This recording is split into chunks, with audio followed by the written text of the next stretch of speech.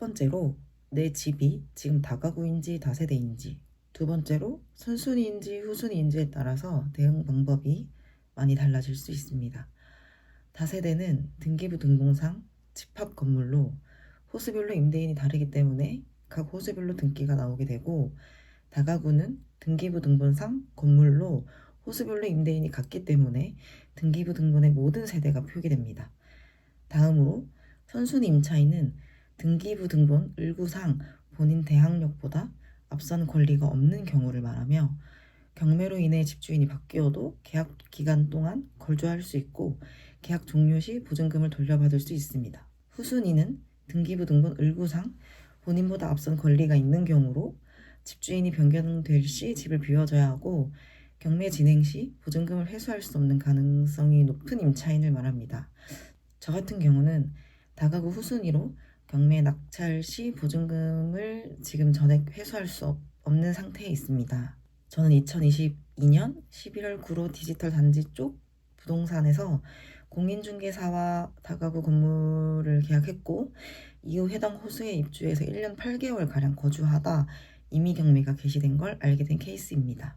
처음에는 정말 아무 문제가 없어 보였고, 집도 깨끗했고 중개사도 친절했고 서류도 정상처럼 보였고요. 설마 내가 사기를 당하겠어? 이렇게 생각했고, 수수료를 받는 공인중개사가 설마 전세 사기 위험이 있는 건물을 중개하지 않겠지라는 안일한 생각이 이 문제의 시발점이었던 것 같아요. 등기부 등본을 보고 근저당에 대해 물어봤을 때 서울에서 다가구 건물은 다 이 정도의 근저당이 있다라는 말을 되풀이했고, 다가구는 보증보험을 들 수 없으나 해당 건물의 임대인은 임대하는 건물이 열 몇 채나 넘게 있는 전문적으로 임대업을 하는 사람이고 건물도 직접 많이 짓고 있기 때문에 이 정도 소액 보증금은 절대 걱정하지 않아도 된다 라는 말을 했었어요. 그리고 당시 등기부등본과 중개대상물 확인서에 대해 공인중개사에게 설명을 제대로 듣지 못했고 선순 임차인에 대해서도 전혀 들은 바가 없었어요.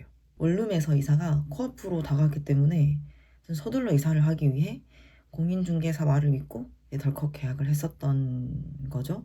지금 와서 돌아보면 이상한 점이 몇 개가 있었는데, 집주인 얼굴을 직접 못 봤다는 것, 건물 관리인 및 임대인의 회사 직원이라는 사람이 와서 도장을 찍었었고, 그리고 제가 이제 불안하니까 계속 반복적으로 이게 맞는지 여쭤봤을 때 중개사가 계속 요즘 다 이렇게 한다고 걱정하지 말라고 반복적으로 말했던 것, 그리고 근저당과 순순 임차인에 대해서 전혀 듣지 못했는데 그냥 넘어갔던 것, 그때는 너무 순차적으로 흘러갔기 때문에 이상한 점을 크게 캐치하지 못했던 것 같아요. 당연히 공인중개사에게 복비를 주고 했던 거기 때문에 저는 이게 크게 이상하다고 생각을 못했던 것 같아요. 24년 8월 이미 경매가 개시되기 직전부터 건물의 관리업체에 건물 관리비 입금 요청 쪽지가 붙기 시작했고, 임대인이 임차인들의 연락을 골라받기 시작하면서부터 이제 문제의 시작이었던 것 같아요. 뭔가 이상하다 싶어 8월 중순쯤 등기부 등본을 다시 떼어봤고, 건물이 이제 근저당 은행에 의해서 이미 경매가 개시되었다는 것을 확인했고, 그때부터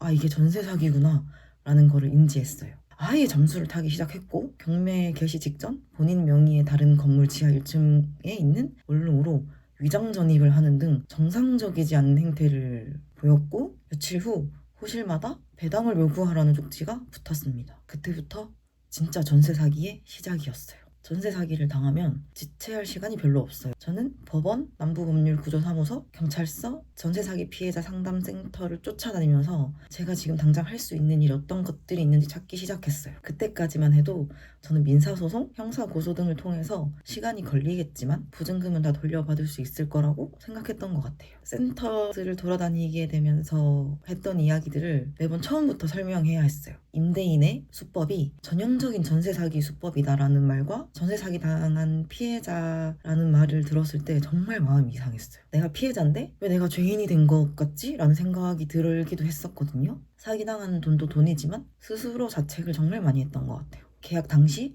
왜 이상하다는 걸 눈치채지 못했지? 라는 자책을 했었고, 집에 있어도 내 집 같지 않은 느낌? 미래 계획이 전부 멈춰버린 느낌? 그 사회 초년생 나이에 벌써 억대의 빚이 생겨버렸다는 우울감 등등, 저 두세 달 정도는 정말 미친 사람처럼 울고만 지냈던 것 같아요. 저는 지금도 전세 사기를 당한 해당 건물에 살고 있고 1차 매각 기일이 3월 초로 잡혔어요. 그래서 2차, 3차 순차적으로 건물이 매각이 되면 전 당장 쫓겨나야 되는 상황입니다. 왜냐하면 제가 국토부에서 인정을 해주는 전세 사기 피해자에 결국 되지 못해서 지금 이의 신청까지 9번째 하고 있는데 생각보다 잘 되지가 않네요. 그래서 매각이 되면 쫓겨나야 되는 상황인데 그 이후의 상황까지 한번 같이 찍어서 올려보도록 할게요. 제가 이 이야기를 하려는 이유가 몇 가지가 있는데 첫 번째는 저와 같은 피해자가 나만 그런 게 아니고 내 잘못이 아니구나 느끼길 바래서, 두 번째로 전세 사기 당한 걸 안 지 얼마 안 된 사람들에게 도움이 되었으면 해서, 셋째는 아직 모르는 사람이 예방을 했으면 해서, 넷째는 저도 이 과정을 기록하면서 한번 버텨보려고 하는 이유가 있었고요. 주변 사람들이 전세를 살려고 하면 전 절대 전세를 살지 말라고 이야기를 하고 다가구는 더더욱 들어가면 안 된다고 말을 하고 있거든요.